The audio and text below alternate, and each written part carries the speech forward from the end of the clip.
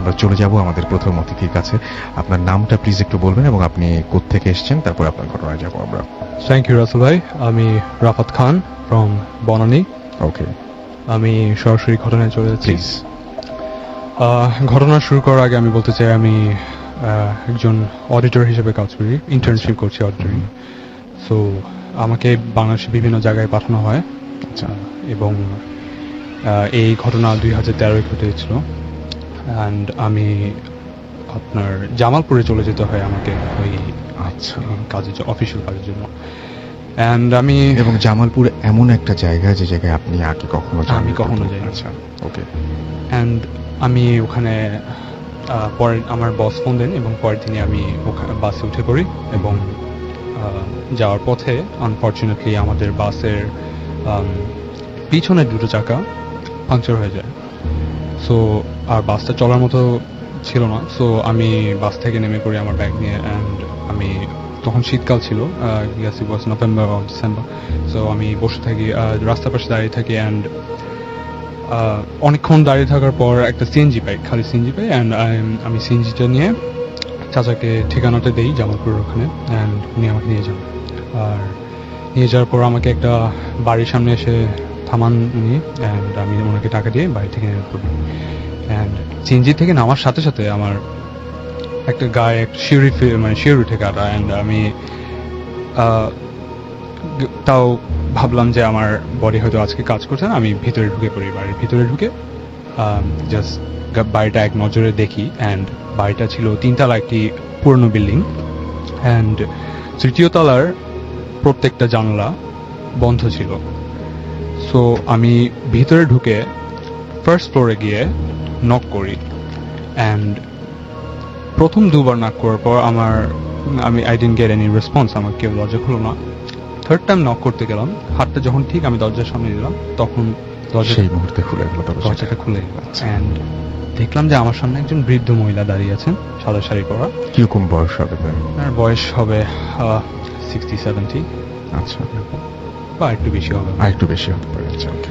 তো উনি আমার দিকে তাকালো। অ্যান্ড ওনার ফেসটা আসলে wasn't scary at all. And she was really, মানে দেখলেই বুঝতে পারতেন যে খুবই কাইন্ড একজন মানুষ।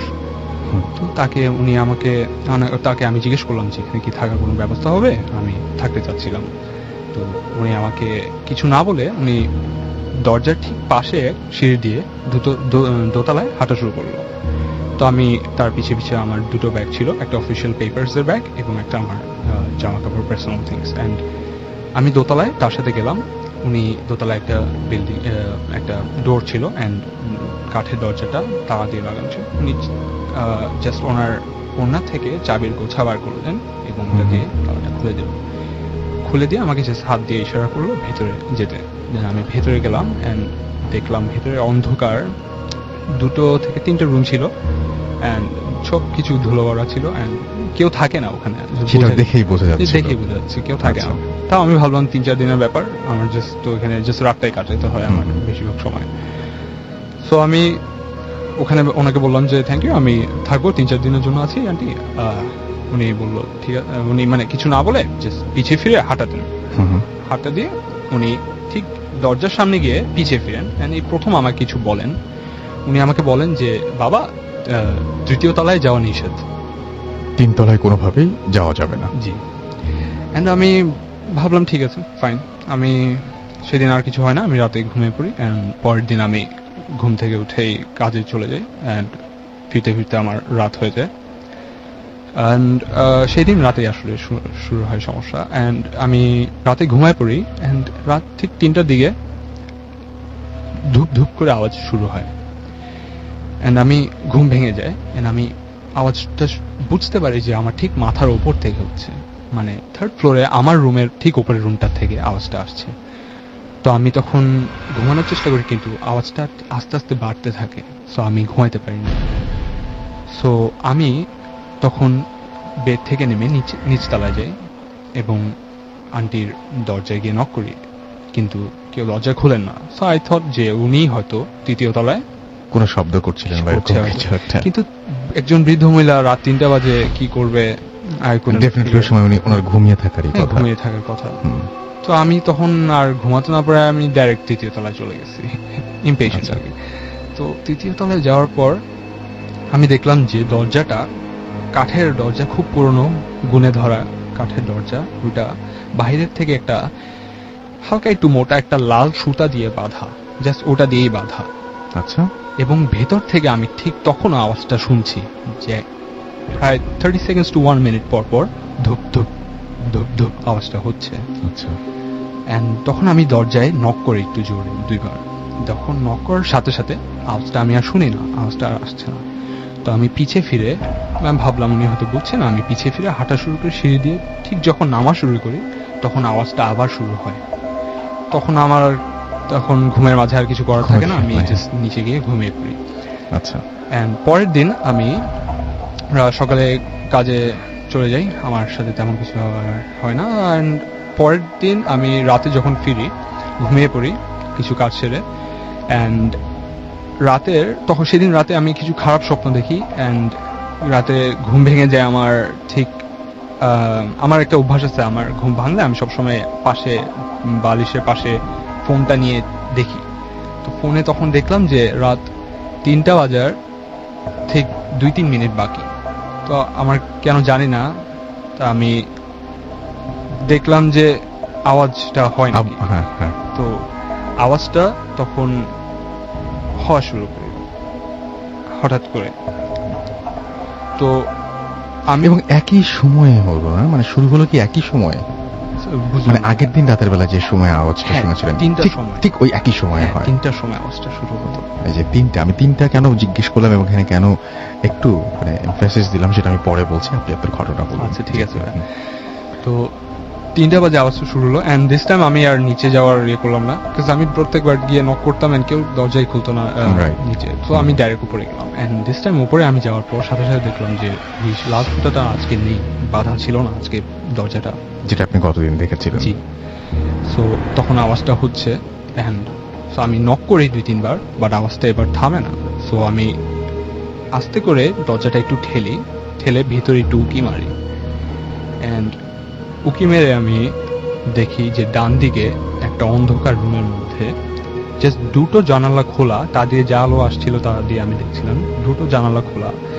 সেই আলোতে মাটিতে, একটা ধুলোবলা রুমের মাটিতে একটা কালো খুব লম্বা মানুষ আকৃতির কিছু একটা বসে আছে এবং তার পিঠটা আমার দিকে ফেরানো। মানুষের মতো কিন্তু ঠিক হ্যাঁ, মানুষ ফার্স্ট বলা যায় না। গ্ল্যান্সে আপনি দেখে বলবেন যে তা হয়তো একটা মানুষ বসে আছে, কিন্তু আমি 5 সেকেন্ডস দেখার পর বুঝে গেছি যে এটা কোনো মানুষ হতে পারে না। কেন হতে পারে না ভাই? কারণ তার বডি ছিল অদ্ভুত কালো, আচ্ছা। পুরোপুরি অদ্ভুত কালো, এবং সে খুবই লম্বা এবং তার হাতগুলো খুবই লম্বা। হুম, এবং আমরা মেডিটেশন করতে যেমন বসি হুম, হুম, হুম। সে এইভাবে বসেছিল, পা দুটো ভাঁজ করে ভাঁজ করে। হ্যাঁ। এবং তার পিঠটা আমার দিকে দেওয়া ছিল। এবং আমি অন্ধকারে অল্প আলোতে যা বুঝতে পারছিলাম, তার হাতে সাদা কঙ্কালের মতো ছিল, কঙ্কাল টাইপের কিছু ছিল। আচ্ছা আচ্ছা। সে মানে হাড় টাইপের কিছু হার্ট ছিল। টাইপের কিছু ছিল, তার সামনে কিছু জিনিস রাখা। হুম। এবং সে প্রতি 30 সেকেন্ডস বা 1 মিনিট পর পর ওই হাড়গুলো দিয়ে মাটিতে বাড়ি মারছে, মানে ফ্লোরে ফ্লোরে। এই শব্দটা। হ্যাঁ। এবং আমি প্রথমে একটু ঘাবড়ে গেলাম। অ্যান্ড সে মুখে মুখে কি যেন একটা বলছিল। অ্যান্ড আমি বুঝতে পারছিলাম, I don't think it was Bangla, because Bangla ভাষায় এটা মনে হচ্ছিল না। Okay. সে জাস্ট বর্বর করছিল, ডিফারেন্ট কোনো একটা ল্যাঙ্গুয়েজ সে বর্বর করছিল। অ্যান্ড আমি তখন খুবই ভয় পেয়ে যাই। অ্যান্ড আমি ভাবলাম যে এখানে আর থাকার দরকার নেই, আমি নিচে গিয়ে শুয়ে পড়ি। তো আমি যেই ভাবলাম যে পিছে ফিরবো, সেই জিনিসটি আমার দিকে ফিরে তাকায় এবং সে জাস্ট মানুষের মতো মাথা ঘুরে তাকায়। সে তার ওয়েস্ট থেকে, তার কোমর থেকে তার আপার বডি পুরো উপরের অংশটা পিছে ঘুরে সে আমার দিকে তাকায়। তার মানে নিচের অংশটুকু ওখানেই ওইরকমই থাকে, হ্যাঁ। বাট কোমরের উপরের অংশ থেকে অর্থাৎ ওয়েস্টের ওপর থেকে জি। পুরো জিনিসটা ঘুরে যায়। জি। আচ্ছা। অ্যান্ড আমি দেখতে পারি যে তার বডি তো পুরো কালো, তার ফেসও পুরো কালো, এবং তার কোনো কান নেই, তার কোনো নাক নেই। অ্যান্ড তার চোখ দুটো মানে রক্তের মতো লাল। তার মানে পুরো মুখটা সমান, শুধু দুটো চোখ বসানো। জি।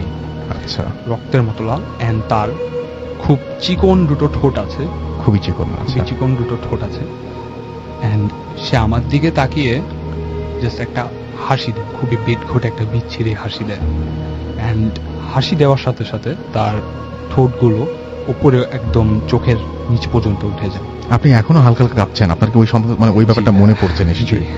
এবং ওই মুহূর্তে আপনার কি মনে হচ্ছিল, যে ইনি কি এই ফ্যামিলি মেম্বার নাকি অন্য কিছু? ভাইয়া, when you see a face like that, ওরকম হ্যাঁ। যখন একটা চেহারা সামনে দেখবেন, তখন আর মাথায় কিছু চিন্তা করার মতো থাকে না। আমি সেটা বুঝতে পারছি পুরোপুরি। যে হ্যাঁ। কিছু একটা যে বানাবেন, যে হ্যাঁ। জিনিসটা আসলে এইটা, সেরকম এটাও কোনো কিছু চিন্তা মনে করি। হয়নি? তারপর Just- আপনি কি করলেন ওই মুহূর্তে? আমি তখন খুব ভয় পেয়ে যাই, এন্ড ওখান থেকে দৌড় দিয়ে আমি বাড়িটা থেকে বের হয়ে যাই, তিনতলা আচ্ছা। নিচে নামে গেট থেকে বের হয়ে যাই। গেট থেকে বের হয়ে পাশে 2 রোড পাশে একটা মসজিদ ছিল, মসজিদে গিয়ে আমি, মসজিদটা সারা রাত খোলা থাকে, সো ওখানে গিয়ে আমি শুয়ে পড়ি, রাতটা ওখানেই কাটাই, বিকজ খুব ভয় পেয়ে যাই। আর ভোরবেলা ফজর নামাজের সময় আমাকে মসজিদের ইমাম সাহেব এসে ডাকেন, ডেকে জিজ্ঞেস করেন যে আমি মসজিদে কেন ঘুমাচ্ছি এভাবে। তো ওনাকে আমি ওই আমার এক্সপিরিয়েন্স কারোর সাথে শেয়ার করি নাই, ওনাকে ফার্স্ট পেলাম, তো ওনাকে আমি সব খুলে বলি। And খুলে বলার পর আমি বুঝি না, উনি হয়তো বুঝতে পারছেন, উনি আমাকে একটা ওনার একটা কাঠের বক্স থেকে একটা তাবিজ দেন। তো বলেন যে তাবিজটা ওই বাসে যতদিন আসো ওই তাবিজটা গলায় রাখো। তো আমি ঠিক আছে, আমি ওটাও বলে আমি জাস্ট দোতলায় আমার ইয়েতে গিয়ে, সে তখন দিন হয়ে যায়, তো আমি আমার কাগজপত্র নিয়ে বের হয়ে যাই, আমি কাজে বের হয়ে যাই, অ্যান্ড রাতে গিয়ে ঘুমায় পড়ি আবার। আর 3rd ফ্লোরে যাওয়ার কোনো সাহস ছিল না। আচ্ছা, তো আমি ঘুমিয়ে পড়ি, অ্যান্ড এবারও আমার রাতের 3:03-4 মিনিটস আগে ঘুমিয়ে যায়। এন্ড এবার আমি শুয়ে শুয়ে জাস্ট ওয়েট করি যে আজকে রাতে কি হয়, অ্যান্ড তখন আমার গলায় ওই তাবিজটা ছিল, বা ইমাম সাহেবের দেওয়ার তাবিজটা আমার গলায় ছিল, and আমি ওয়েট করি কি হয়।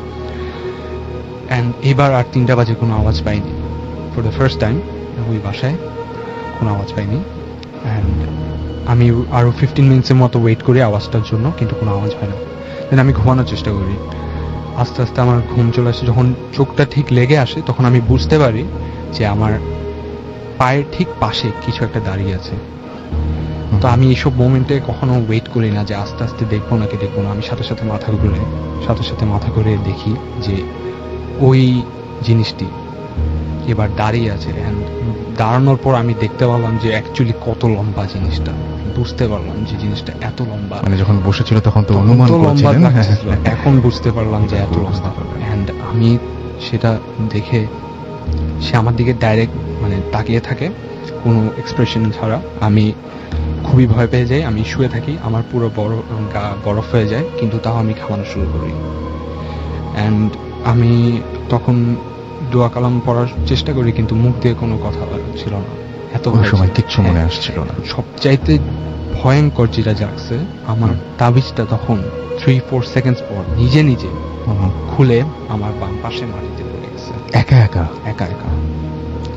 আমি মানে এটা আপনি শিওর যে আপনি নিজে খোলেননি? এটা আমি নিজে তো ভুলেও খুলবো না, বিকজ সেটাই, আমি মুভ সেটাই, করতে পারছি সেটাই না, মানে ভয়েও হাত চলে গেছে বা খুলে এরকম কিছু না? এরকম না, আমি Okay. ফ্রোজ হয়ে আছি, পুরো আচ্ছা। ফ্রোজেন, পুরো ফ্রোজেন, এন্ড নিজে নিজে তাবিজটা খুলে জাস্ট এখানে পড়ে গেছে। হুম। অ্যান্ড আমি তখন এত ভয় পাই যে আমার যা প্রোটেকশন ছিল সেটাও শেষ। তখন আমি ফেইন্ট হয়ে যাই। স্বাভাবিক, খুবই স্বাভাবিক। অ্যান্ড আমি যখন আমার হোশ ফিরে, তখন আমি 3rd ফ্লোরে, I was sleeping in the 2nd floor. Oh my God, that was when I lost. প্রথমে আমি হোশ আসে, আমি উঠি, দাঁড়াই, বুঝতে পারি যে আমি ফ্লোরে। তো আমি উঠে দাঁড়াই, আমি ভাবলাম হয়তো ভয় পেয়ে খাট থেকে পড়ে গেছি।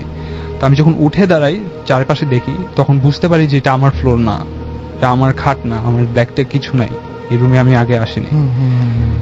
তখন আমি বুঝতে পারি যে এটা 3rd ফ্লোর, সেই রুমটা। আপনি সেন্সলেস ছিলেন, so how did you go there? Exactly, I don't know how I went there, but আমি সেন্সলেস ছিলাম, and I woke up there. And আমি তখন আশেপাশে দেখি যে আমি 3rd ফ্লোরের সেই রুমটাতে, এন্ড আমি আশেপাশে দেখি মাটিতে কিছু চুল পড়ে আছে, কিছু পাউডার জাতীয় জিনিস ছিল, 2 রকম পাউডার ছিল, জাস্ট অন্ধকারে এক ঝলকে যা দেখতে পারছি ভয়ের ইয়েতে।